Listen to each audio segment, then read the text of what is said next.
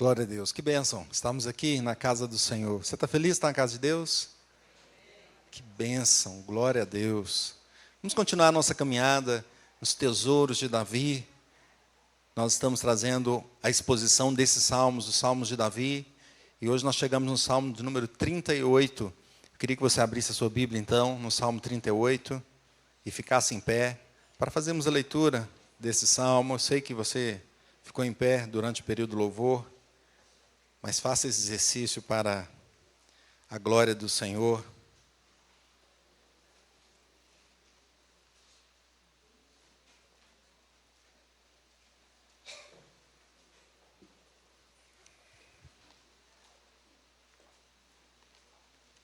Salmo 38, o título da mensagem é Arrependimento e Justiça Divina. Eu vou fazer a leitura, acompanhe comigo. Diz assim, Salmo de Davi em memória. Não me repreendas, Senhor, na tua ira, nem me castigues no teu furor.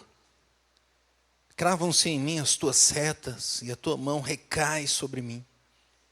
Não há parte sã na minha carne, por causa da tua indignação. Não há saúde nos meus ossos, por causa do meu pecado. Pois já se elevam acima de minha cabeça as minhas iniquidades, como fardos pesados, excedem as minhas forças. Tornam-se infectas e purulentas as minhas chagas, por causa da minha loucura. Sinto-me encurvado e sobremodo abatido. Ando de luto o dia todo. Ardem-me os lombos e não há parte sã na minha carne. Estou aflito e muito quebrantado.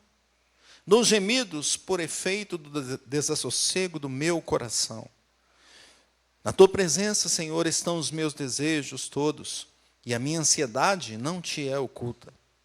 Bate-me excitado o coração, faltam-me as forças, e a luz dos meus olhos, essa mesma já não está comigo.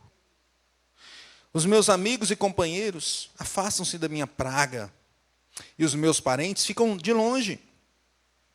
Armam ciladas contra mim os que tramam tirar minha vida.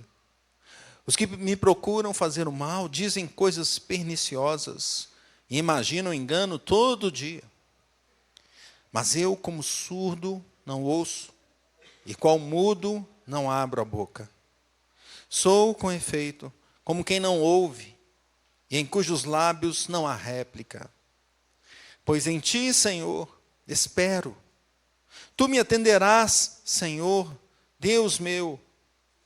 Porque eu dizia, não suceda que se alegrem de mim e contra mim se engrandeçam quando me resvala o pé.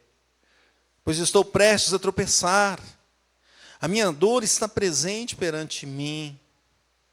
Confesso a minha iniquidade. Suporto tristeza por causa do meu pecado. Mas os meus inimigos são vigorosos e fortes. São muitos os que sem causa me odeiam.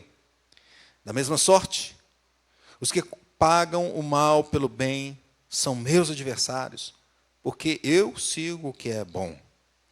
Não me desampares, Senhor, Deus meu, não te ausentes de mim. Apressa-te em socorrer-me, Senhor, salvação minha. Vamos orar. Ó Deus, louvado seja o Senhor. Pedimos ao Teu Espírito Santo que fale conosco neste momento. Use o Teu servo para trazer a mensagem. E abençoe a cada mente que está aqui, cada irmão que está aqui, cada alma. Que haja uma meditação sincera do fundo do coração. Que a Tua palavra, Senhor, fale conosco. E que nós saímos edificados, mudados, transformados pela Tua graça em nós. Te adoramos, te oramos em nome de Jesus. Amém. Podemos assentar, meus irmãos. Não é um salmo fácil, não é? Quando a gente lê, e principalmente pausadamente, que a gente fica pensando em cada palavra. E queria trazer aqui umas palavras de Agostinho, ao comentar sobre esse salmo, lembrando a ilustração de alguém que se afoga. Ele fala assim, em primeiro lugar, a pessoa, a situação, ele está trazendo a situação do salmo como alguém que se afoga. Ela não consegue observar, ter consciência do que está acontecendo ali, e ela cai em desespero. Depois, se conseguir entender e observar. Ela defronta com a dificuldade e a dureza de se recuperar naquela situação. Porque acima, ela está sob a água, é água para cima. Não tem ar para cima, para baixo.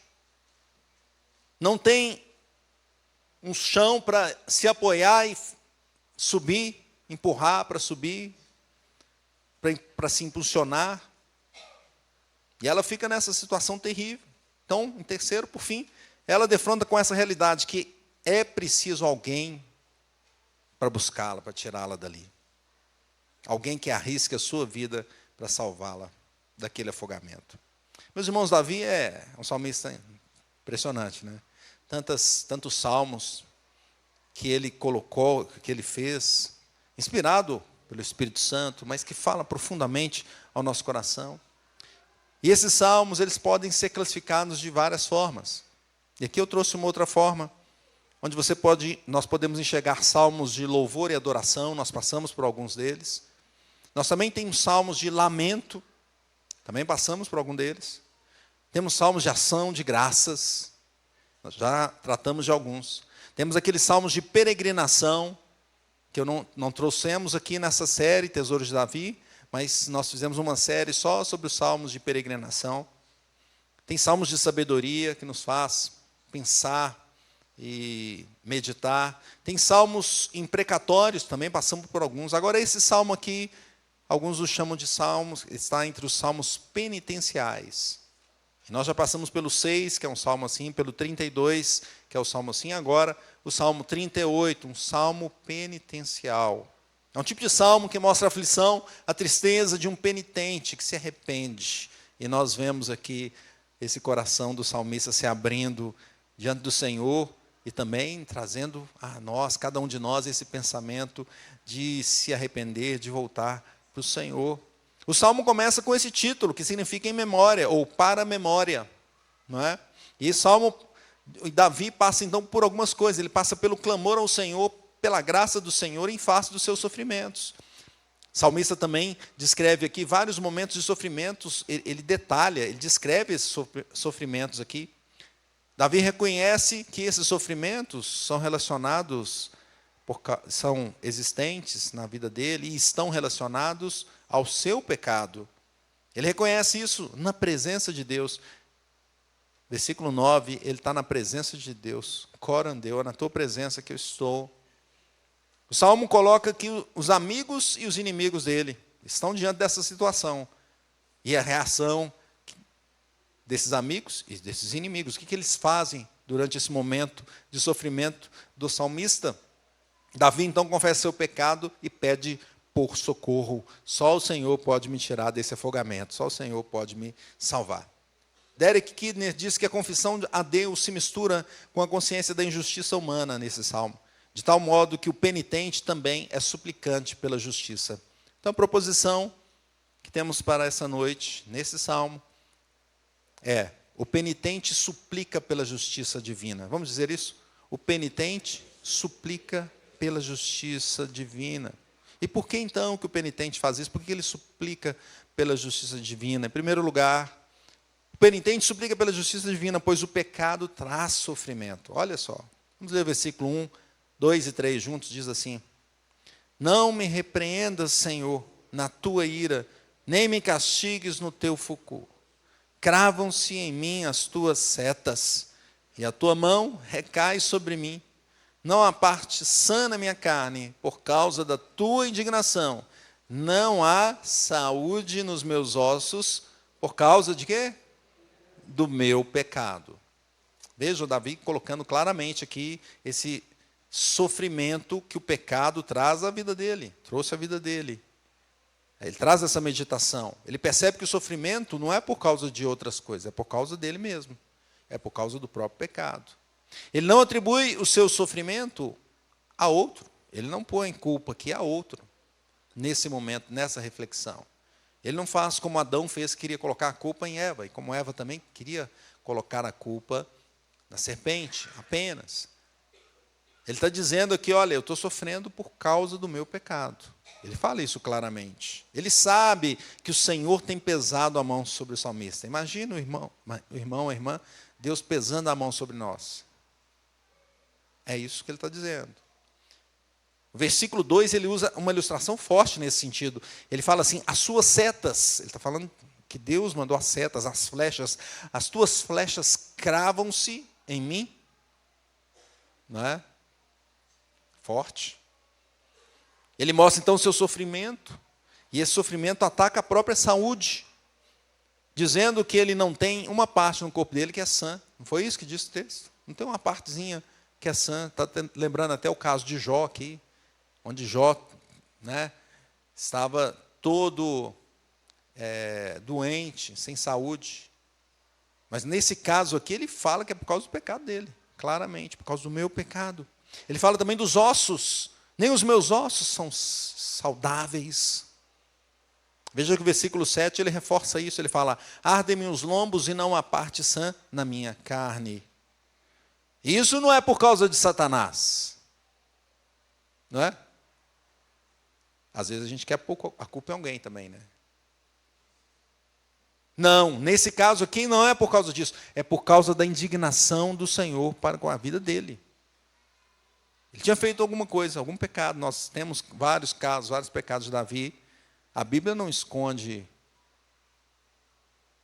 o erro dos santos. Ela mostra claramente, só teve um santo, Jesus Cristo, justo. Os demais foram chamados por Deus, mas são pecadores. Ela não esconde isso.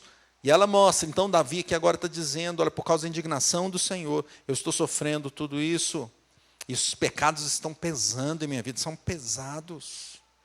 Olha o versículo 4, leia comigo. Pois já se elevam acima de minha cabeça as minhas iniquidades, com fardos pesados excedem as minhas forças. Então o sofrimento é forte aqui, ele vai aumentando. Ele vai aumentando, e ele não fica só no corpo, aqui ele mostra que ele estava doente, com problema na saúde física, vamos dizer assim, mas também estava afetando a sua mente. Olha o versículo 5.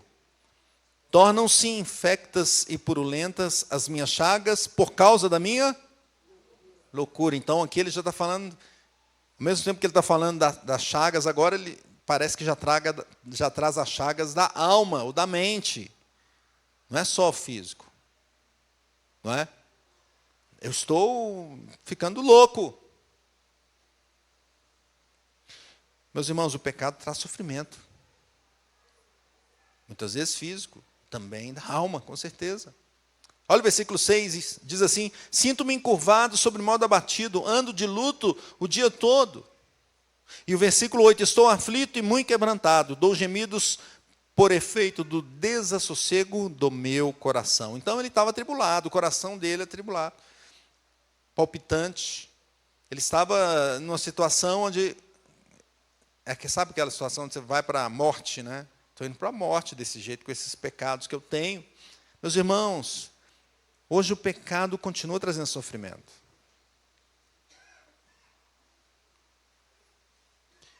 Eu tenho que fazer essa pausa para a gente pensar, porque muitas vezes a gente não pensa nisso. Muitas vezes a gente simplesmente vai lá e faz. E erra. Mas o pecado continua trazendo sofrimento. Veja a consequência dos viciados. Não é? Aqueles que são viciados, ou numa bebida, ou então nas drogas, e que não conseguem se desvencilhar. Veja como sofrem aquelas pessoas que, por causa da vida promíscua, tiveram alguma doença e não se livram dessa doença. Veja o sofrimento da alma, como aprofunda a alma daquele que fica na pornografia, e a sua mente começa a ficar doente, fica fraco mentalmente. Muitos que tratam com desonra os seus pais, depois são desonrados pelos filhos. O pecado traz ou não traz sofrimento? Traz sofrimento. Os pecados começam, às vezes, com falso prazer, não é? Ah, isso aqui é bom, vou experimentar. Me lembro uma vez que minha mãe falou, não experimenta nada não. Ela fala, nenhuma bala que te der, você pega não. Aí às vezes uma pessoa que era até boa, né, queria fazer, vou te dar um negócio aqui. Não, posso não. Não, mas isso aqui... Não, minha mãe falou que não podia. Às vezes a gente começa com uma coisa... Aí depois teve uma coisa mais séria. Eu estava na escola, aí chegaram com um negócio, não vem experimentar isso aqui, mas o que é isso aí? Ah, isso aqui eu não sei, nem vou falar o nome, para não ficar... Aí tal coisa. Eu falei, não, nem sei o que é isso aí. Realmente não sabia, depois fui pesquisar. Não tinha internet, você tinha que pesquisar olhando, conversando com alguém, né? Hoje os meninos falam, peraí, deixa eu ver na internet. Começa com um prazerzinho ali, depois vai avançando, vai avançando, vai avançando, e a pessoa não percebe. É igual o mar, podemos trazer de novo o mar aqui. Você molha o pé, está frio, né? Aí vai entrando, não, está boa a água. Aí vai entrando, daqui a pouquinho, você já está nadando, pegando um jacaré, não é? Não é assim? Pastor Marcelo gosta de pegar um jacaré. Uma vez que ele pegou assim, parou lá na areia, lá. Né, pastor? Só ele na areia, assim, a água voltou e estava lá. Mas aí depois a gente vai entrando na água e vai gostando da água. Essa água é boa mesmo, hein? Aí pega, aí daqui a pouco a coisa começa a ficar... E assim, é rápido, mas você não percebe. De repente você já não consegue, não consegue mais sustentação, já está no meio das ondas e não consegue mais voltar. A não ser que alguém vá lá e pegue. O pecado vai nos levando, então, para essa morte, para a morte. E sem a justiça divina, sem alguém que nos retire desse pecado, nós não sairemos. Nós iremos para esse sofrimento eterno. Marcos 9,48 diz assim, onde não lhes morre o verme, nem o fogo se apaga. Pensou nisso? Onde não lhes morre o verme e nem o fogo se apaga. E ele fala isso por 3 vezes aí. Versículo 48. Parece que o 49 também. E mais à frente, de novo. Várias vezes. Meus irmãos, o pecado nos leva para lá. Pense sobre isso. Pense sobre esse salmo. Pense sobre a sua vida. Pense que o penitente precisa da justiça divina. Porque senão vai sofrer eternamente. Eternamente. A morte eterna, assim diz a palavra do Senhor, o sofrimento eterno não terá mais fim. Às vezes a gente fala assim, a gente vai no funeral e fala, a pessoa descansou. Sim, o crente sim. Mas o que não é crente? O que não estava com Cristo? Segundo lugar, meus irmãos, o penitente suplica pela justiça divina, pois o pecado traz solidão. Olha o versículo 10, leia comigo o versículo 10. Diz assim, bate-me excitado o coração, faltam-me as forças, e a luz dos meus olhos, essa mesma, já não está comigo. Então o salmista começa agora a ter uma ansiedade no coração, e ele fala aqui que começa a lhe faltar a luz dos olhos. Né? Então, podemos ver isso de uma forma física, mesmo a cegueira, mas também de uma forma espiritual, do aspecto espiritual. E é assim mesmo, né? O pecado vai tirando, vai nos deixando cegos. A gente acha que está vendo tudo, mas tá não. Está cego. Está cego. E você está indo sozinho para aquilo ali. Você não percebe que está indo sozinho e solitário, mas está indo. Está indo. Olha o versículo 11. Olha que interessante o versículo 11. Porque quando ele se aprofunda, então, no pecado, né, e ele fica perdido, fica cego, né, ele fica sozinho. Olha o versículo 11, leia comigo. Os meus amigos e companheiros afastam-se da minha praga, e os meus parentes ficam de longe. Então a pessoa vai numa situação tão terrível que os amigos, o que fazem os amigos? Olha, deixa ele lá. Começa a abandonar. Aqueles que andavam juntos.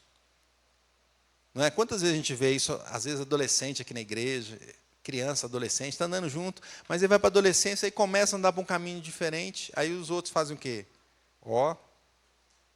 Deixa lá, Eu não vou, não. Os amigos, então, se afastam. Ele fala aqui que até os parentes ficam distantes, ficam de longe. Então o pecado vai levando para a solidão, meus irmãos, para a solidão. E ele usa essa doença, que é como se fosse minha praga, né? Uma praga que eu tenho, e agora o pessoal está longe de mim, ficando distante. Né? Eu lembro aqui, a gente pode ilustrar aqui com a pandemia, né? Onde as pessoas ficavam sozinhas, solidão. Não podia ter contato, ficavam sozinhos. Teve muita gente que passou, que ficou pior por causa da solidão do que por causa do vírus. É terrível a solidão, terrível. Agora, se por um lado ele estava longe dos amigos e parentes, os inimigos faziam o quê? O que o texto diz aí? Versículo 12. Armam ciladas contra mim, os que me tramam tirar minha vida. Os que me procuram fazer o mal dizem coisas perniciosas e imaginam engano todo dia. Então, se alguém aproximava dele, não eram os amigos e parentes, eram quem? Os inimigos, aqueles que até parecem, mas não são, porque estão armando ciladas, armadilhas, para enganá-lo. Então, veja, aí tem aquele que diz, é melhor ficar sozinho do que mal acompanhado. Então, o pecado nos leva para a solidão, nos leva para a solidão. Conquanto o salmista estivesse solitário, meus irmãos, Deus estava ali, e estava com ele, mesmo que repreendendo a sua falta, repreendendo o seu erro. Leia comigo o versículo 9, diz assim, na tua presença, Senhor, estão os meus desejos todos, e a minha ansiedade não te é oculta. Então, ele estava indo para a solidão, mas tinha alguém ali que ia tirar dessa solidão, não é? Hoje, meus irmãos, o crente está sujeito a passar por essa solidão. Né? Muitas vezes o crente vai num caminho de pecado. Nós temos que ficar atentos a isso. Davi era crente ou não? Era crente. Né? E teve alguns momentos onde ele ficou cego, ficou sozinho nessa caminhada dele. Ele ficou tão cego que ele via, mas não via, né? Porque ele viu Batseba, mas não viu, né? Não viu o que estava dentro do coração dele. Traz ela que eu quero ela. Ele ficou tão cego que, mas ela é mulher de Urias. Não tem problema. Aí depois ela ficou grávida, o que ele fez? Traz Urias lá, vamos colocar ele na frente da batalha. Não estava cego? Não estava solitário nesse caminho aí? Nós somos sujeitos a ficar solitários em função da consequência do pecado. Pode ser uma doença mesmo, que nos afasta das pessoas. Pode ser também uma doença mental. Quantas vezes nós vemos as pessoas, parece que estão juntas, mas não estão? Quantas vezes nós estamos reunidos num lugar e todo mundo está assim, ó. Não? Olhando para baixo, assim, com os dedos assim. Já fica assim os dedinhos assim, né? Nem. O que está fazendo? Ao invés de aproveitar aqui os seus parentes, seus amigos. Não, está lá, no celular. Está lá se alimentando de quê? O que está alimentando o coração da pessoa? É algo que está edificando? Muitas vezes os contatos virtuais são esses amigos, a gente pensa que estão próximos, mas são esses amigos aqui que armam ciladas. E a gente está entrando nas ciladas, está caindo nas armadilhas. O Salmo lembra, então, que diante de tudo isso o Senhor está ali, está vendo tudo o que está acontecendo. Nós vivemos no que é chamado de corandeu, na presença de Deus. E Ele nos conhece por fora e por dentro. Ele nos conhece melhor do que nós mesmos. Ele trata o seu povo. Sabe por que ele trata? E a gente percebe que o salmista está sofrendo aqui, e ele está falando da solidão. Mas a gente percebe, ele já nesse versículo 9, falando, olha, Deus está aqui. Senhor, o Senhor sabe meus desejos, o Senhor me conhece. Ele está mostrando que tem um socorro já, e daqui a pouco nós vamos entrar nesse ponto. Mas Deus faz isso, sabe por quê? Porque Deus nos ama, irmãos. Por que nós sofremos, às vezes, por causa do pecado? Porque Deus nos ama. Por que Ele nos disciplina? Porque Ele nos ama. Ele quer que a gente ande no caminho certo. É diferente do ímpio que paga o castigo porque merece mesmo. Como diz lá em Romanos, não, então quer fazer, vai, faz. E tem aí a sua própria paga. No caso do crente, Deus permite, muitas vezes, o sofrimento para mudar a nossa vida, para nos trazer, ao invés de deixar a solidão, nos trazer a companhia de quem? Dele. A companhia dele, na presença do Senhor. Essa companhia que vai nos acompanhar para sempre, irmãos. No céu, nós não teremos mais nenhuma solidão.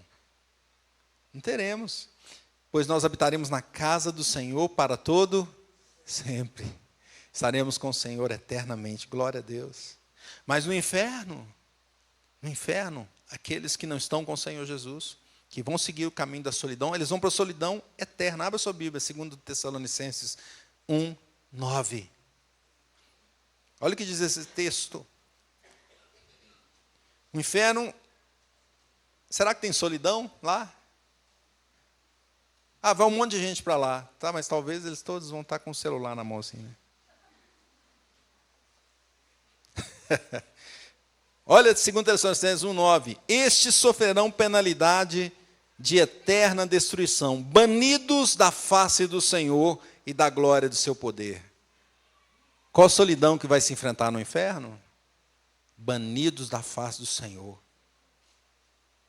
Quando o Senhor fala assim aos meus eleitos, habitarei neles, ele usa até esse verbo lá, tabernacular, que não existe no português, né? Acho que não existe esse verbo, mas ele mostra muito essa tabernacular, habitar, estar juntos ali no tabernáculo, não é? Esses são os meus, nós estaremos juntos. Agora, aqueles que estão longe por causa do pecado, rebeldes, que querem continuar no seu caminho de rebeldia, serão banidos da minha face.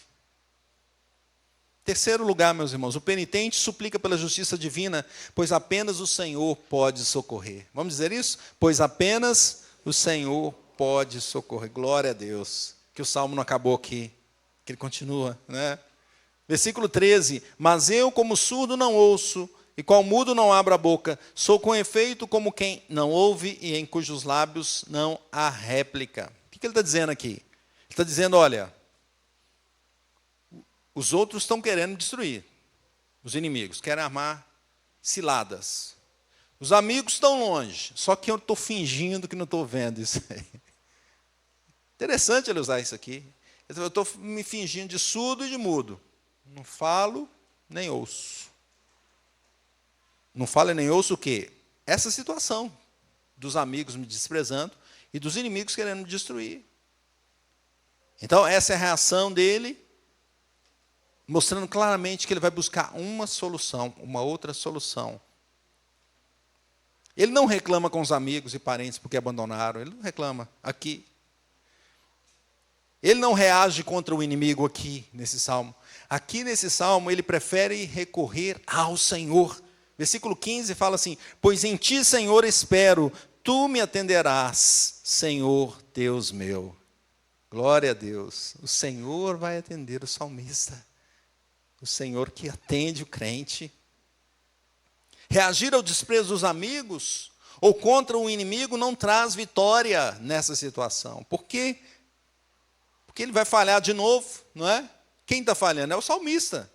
Versículo 16. Porque eu dizia, não suceda que se alegrem de mim, contra mim se engrandeçam, quando me resvala o pé. Ou seja, quando eu erro, de novo, quando eu caio. E o 17, pois estou prestes a tropeçar, a minha dor está sempre perante mim. Então ele reconhece a sua fraqueza, a sua dificuldade de seguir no caminho. Ele falou, estou prestes a tropeçar. Parece que ele pegou a casca de banana, um dia eu falei isso de novo, né? Jogou ali, escorregou nela. Depois pegou a mesma casca e jogou na frente, depois escorregar de novo. Será que a gente não faz isso? Porque o motivo não é externo. Ah, meus parentes não ligam para mim. Ah, os meus inimigos estão contra mim, vou lutar contra eles. O motivo era interno, era o seu próprio pecado. Então, insistir numa solução externa não ia resolver. Porque os inimigos venceriam. Versículo 19. Os meus inimigos são vigorosos e fortes, e são muitos os que sem causa me odeiam. Da mesma sorte, os que pagam mal pelo bem são meus adversários, porque eu sigo o que é bom. Quer dizer, então, ele quer seguir o que é bom. Nesse sentido aqui, porque eu sigo o que é bom, não é que ele seguiu ainda, mas no sentido de que ele quer seguir o que é bom, ele quer buscar ao Senhor. Sendo assim, só tem uma postura adequada para ele. Versículo 18. Vamos ler juntos o versículo 18. Diz assim: confesso a minha iniquidade, suporto tristeza por causa do meu pecado. Confesso a minha iniquidade. Falo com Deus, Deus, eu errei mesmo. Eu sou falho mesmo, pecador. Tem misericórdia de mim, Deus. Não me bate, não. Lembrando das criancinhas quando eu era criança. Meu pai tirava a correr, rapaz. Podia saber. Pá! A Vilma fala que a mãe dela tirava, era a mangueirinha do chuveiro. Pegava a mangueira do chuveiro e... Mas o que nós temos que fazer? Pai, perdoa. Senhor, me perdoa. Confessa o seu pecado ao Senhor. Não seja egoísta, não seja soberbo. Soberbo é aquele que acha assim, não, eu vou resolver isso aí. Tinha um amigo meu que trabalhava no lugar que a gente trabalhava, que sempre falava, não, isso deixa comigo. Sabe, as pessoas falam, deixa comigo. Você fala, ih, rapaz, quando fala deixa comigo, não sei se vai dar certo. Reconheça, confesse ao Senhor. Faça mais depois de confessar. Versículo 21, 22. Não me desampare, Senhor, Deus meu, não te ausente de mim. Clame ao Senhor, fique perto de mim, Senhor. Mesmo eu errei, eu sei que eu errei, me perdoa, fica perto de mim, para que eu não tropece de novo. No 22 ele fica mais, Deus, socorro, Deus. Apressa-te em socorrer-me, Senhor, salvação minha. Ah, meus irmãos, será que é muito diferente a nossa vida? O pecado procura nos destruir, procura destruir o crente. Ademais, a iniquidade cega a pessoa, cega de tal forma que ela não vê a culpa em si, mas ela acha que é o outro. Será que você nunca passou por isso? Será que nós nunca passamos por isso? Ah, eu estou certo aqui. E o pecado cega. E aí você começa a atacar os amigos, começa a reclamar dos parentes, sempre é o outro. Começa a brigar com os inimigos, não vou encarar de frente isso aqui. Sempre procurando uma solução externa, quando você não está atuando na causa certa. Porque a causa certa está no coração. Aquele pecado que está te afastando de Deus, da igreja, da família. Hoje, pastor, muitos não querem participar do aconselhamento pastoral. Por quê? Porque o aconselhamento pastoral vai trabalhar principalmente no confronto interno. Primeira coisa que vai fazer. Mas a gente quer ir no conselho daquele que vai falar, você está certo, faça isso mesmo. Abandone sua família. É esse conselho que a gente quer ouvir. Só que quando sentar com o pastor, para aconselhar com o pastor vai falar outra coisa. Vai falar o que a Bíblia diz. Conserte a sua vida com o Senhor. Conserte a sua vida com o Senhor. A palavra de Deus nos confronta, meus irmãos. Um dia desse estava dando aula para os jovens e uma das alunas disse isso, nossa, essa revista está me confrontando demais. Falei, não só você não, nós todos. Confrontou até os discípulos, Jesus falou com eles assim, vocês também querem ir embora? Não é, pastor? Vocês, por acaso, estão pensando igual a eles, querem ir embora? Porque eles falaram, Jesus, o seu discurso é muito duro. Ele falou, vocês querem ir embora também? A palavra de Deus nos confronta, mas aí que está a cura.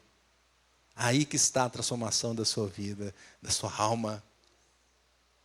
O crente então se arrepende, confessa o seu pecado e sabe o que ele faz? Pede ajuda, ele vai no aconselhamento e sabe o que vai acontecendo com a vida dele. Ele vai na igreja, ouve a palavra do Senhor, ele vai no estudo bíblico, estuda, ele vai na escola dominical, vai num grupo de crescimento, ora, e Deus vai transformando a vida dele. Transformando, mudando, edificando, perdoando. O Senhor é o nosso socorro. Se confessarmos os nossos pecados, Ele é fiel e justo para nos perdoar os pecados e nos fazer o quê? Nos purificar de toda injustiça. Glória a Deus. Glória a Deus. Porque a solução do pecado, nós nunca conseguiríamos ter a solução a não ser por causa de Jesus Cristo. E aí eu caminho para uma conclusão cristocêntrica. Apenas Jesus é poderoso para nos perdoar de todos os pecados. Nós não temos outra salvação. Em Carmópolis, domingo passado, né? Eu falei assim, eu falei, olha, preguei acho que o Salmo 128, e eu falei, olha, Jesus é a solução, não tem outra forma. Se você está aí pensando em alguma coisa, eu tenho uma solução para a minha vida, não, é Jesus. E a Alessandra se entregou a Cristo naquela noite. Ela falou, olha, eu tenho que me entregar a Jesus. Ela falou com o Edson, Edson, me chama lá na frente. Foi diferente, né? Às vezes a gente faz um apelo, vem à frente e tal. Tinha um amigo meu, pastor, não posso falar o nome dele não, mas ele sentava lá atrás assim, ele tocava piano. Aí ele sentava lá atrás. Aí o pastor fazia um apelo, ele era o primeiro a levantar e vinha. Aí um monte de gente ia atrás. Aí quando chegava ele ia, sentava no piano e começava a tocar. Por que você faz isso? Não, é porque para ajudar, né? Para ajudar as pessoas. Hein? Meus irmãos, a Alessandra falou, pastor, eu quero ir lá na frente. Meus irmãos, Jesus é o nosso Salvador. O texto terminou assim, Jesus é a nossa salvação. Apressa-te, Senhor, o Senhor é minha salvação. Se sofremos pelos pecados, muito mais Jesus Cristo sofreu por nós, para nos livrar dos pecados. Se ficamos sós diante dos nossos erros, Jesus Cristo foi solitariamente para o Calvário. Seu povo rejeitou, os discípulos não o acompanharam. Ele se sentiu só, exclamando ao Pai, Deus meu, por que me desamparaste? Tudo isso para vencer definitivamente o pecado. O Senhor Jesus venceu. Ele é o nosso socorro, Ele que nos traz salvação. Ele é a justiça divina para a punição dos ímpios e para a salvação graciosa dos justos. Então, como viveremos? Aplicação, em primeiro lugar. Viveremos reconhecendo a nossa incapacidade. Nós não temos condição de nos salvar. Não temos. O carcereiro perguntou assim, o que devo fazer para herdar a vida eterna? Crer no Senhor Jesus, será salvo tu e a tua casa. E hoje o pastor Marcelo falou que serviremos a Jesus, não é esse o desafio que ele colocou hoje? Eu e minha casa serviremos ao Senhor. Crê no Senhor Jesus, será salvo tu e a tua casa. João Batista viu Jesus passando e falou, eis o Cordeiro de Deus que tira o pecado do mundo. É Jesus Cristo que nos purifica. Nós não somos nada. Devemos reconhecer a nossa pequenez e clamar por Jesus. Não vamos cair nas armadilhas do mundo que quer nos dizer que nós podemos. Uma vez eu estava vendo um jogo de futebol e o jogador fez uma bela jogada, não me lembro se foi um gol decisivo, ou se foi um goleiro que defendeu, não me lembro exatamente. O que me lembro é que ele falou assim, não, graças a Deus, Deus me abençoou naquela jogada ali. E o comentarista falou assim, não, você tem que falar, você é bom, cara. É por causa da sua competência. É isso que o mundo quer que nós peguemos em todos os lugares, que nós merecemos, que nós somos competentes. Mas a palavra de Deus diz que nós não somos. Nós somos como crianças dependentes do Senhor, pois realmente nós dependemos dEle. Pedro diz, humilháveis, portanto, sob a poderosa mão de Deus, para que em tempo oportuno vos exalte. Viveremos então reconhecendo a nossa incapacidade. Segundo lugar, viveremos confessando os nossos pecados ao Senhor. Não adianta esconder. Nós vivemos corandel, nós vivemos na presença do Senhor. Ele conhece toda a sua vida. Ele sabe o que você pensa, o que você faz, o que você fala, como você age. Ele nos conhece profundamente. Arrependimento contínuo na presença do Senhor. Calvino diz: aprendamos que não há outro meio pelo qual possamos obter consolo sobre nossas aflições, além de deixar de lado toda obstinação e orgulho e nos submetermos humildemente ao castigo de Deus. Algumas vezes Deus vai nos disciplinar. Devemos reconhecer e devemos confessar a Ele os nossos pecados. E não ficar duro, não, eu não vou, é isso que eu vou fazer e pronto. De forma obstinada. O Senhor está nos chamando a sermos um coração aberto, quebrantado por seu amor, como nós cantamos aqui essa noite. Peçamos perdão ao Senhor. Deixemos de lado a nossa incredulidade. Confessemos o nosso pecado, tiremos o nosso egoísmo. Quantas vezes agimos injustamente contra o próximo para ter um benefício próprio? Quantas vezes desonramos pai e mãe? Quantas vezes nós desrespeitamos o próximo? Quantas vezes nós adoramos ídolos no lugar de Deus? Confessemos nossos pecados ao Senhor. Abandonemos a forma ímpia de viver. Mudemos a direção do nosso caminhar. Terceiro lugar, para encerrarmos. Viveremos na esperança da salvação do Senhor. Porque, mesmo nos arrependendo e tentando trilhar outro caminho, nós não conseguiremos sem o Senhor. Quem vai nos levar para a salvação é o Senhor. Tem gente que assustou e falou: opa! Foi combinado, né? Foi igual o meu amigo que vinha lá sendo para assustar. Meus irmãos, quem vai nos levar até o final? Quem começou a boa obra? É o Senhor. Quem vai concluir? É o Senhor. Ele vai nos levar.